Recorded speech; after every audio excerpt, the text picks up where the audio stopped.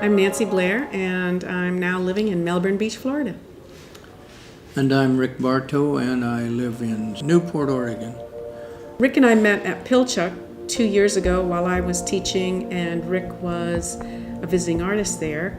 And over the past 2 years, we've worked on a couple projects together. We did a collaborative for the Western Oregon State University. I did some cast fish bodies, and Rick carved the heads and tails from wood, and we installed that show there. I've been in little tiny studios, basically closets, for a lot of years, and worked by myself. The way things have worked out in the last year especially, everywhere I go it's sort of a team activity, which is somewhat unnerving to me, but it's interesting. And if you hear us screaming and hollering, it's just Nancy and I collaborating. You hear me going, no way! We do it really well. As long as Nancy does what I want to do, then collaboration is a snap. It's just no problem at all. As long as Rick does what I tell him to do, then we're fine. And I always do, so there's because no he really problem doesn't there. know much about glass, so I'm the one who... anything. I really lie to him a lot about what can happen, because he'll say, well, why don't we do this? And I'll say, well, the process won't allow for that. So I kind of fudge it a little, but it's actually been, for me, it's been great fun. For this project at the Museum of Glass, we decided to work on some pieces that were inspired by the shamanic healing traditions of cultures the world over.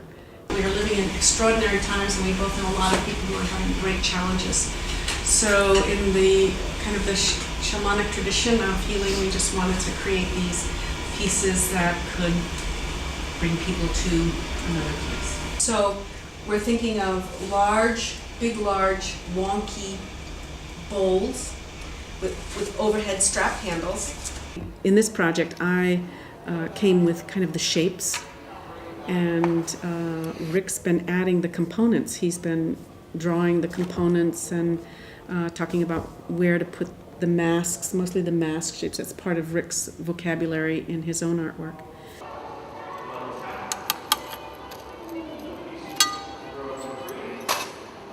Well, the first person that is with us is John Payton, and he's Rick's assistant now in the studio. We hired John on for the project to work with Rick and basically engineer all the components for the project. You give us some shapes. We'll say, okay, something that looks like that with some texture on it. And then what we're going to do... We invited Kelly Odell, a good friend, and Robert Birch, who was a student of mine at Pilchuck 2 years ago. So basically we come with ideas and throw them out to the experts and stand back. We have some little goddess figures and some stir sticks that fit in the big vessels, and some masks.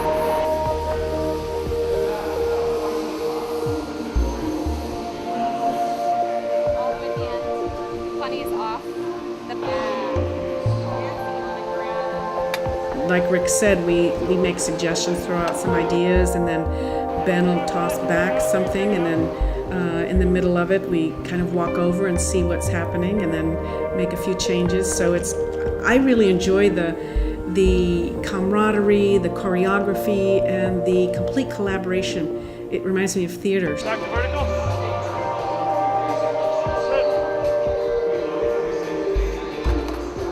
The elders say that all that we really have is time, and that it's really magic and special for us to come together at this time, breathing together.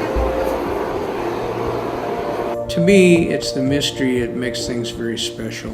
It makes things not just getting together to knock something out for sale or knock something out that's beautiful, but it gives it quite a bit more meaning in that it's part of some really sort of mysterious cycle of things, and I like that in my life. It makes life more fun, period.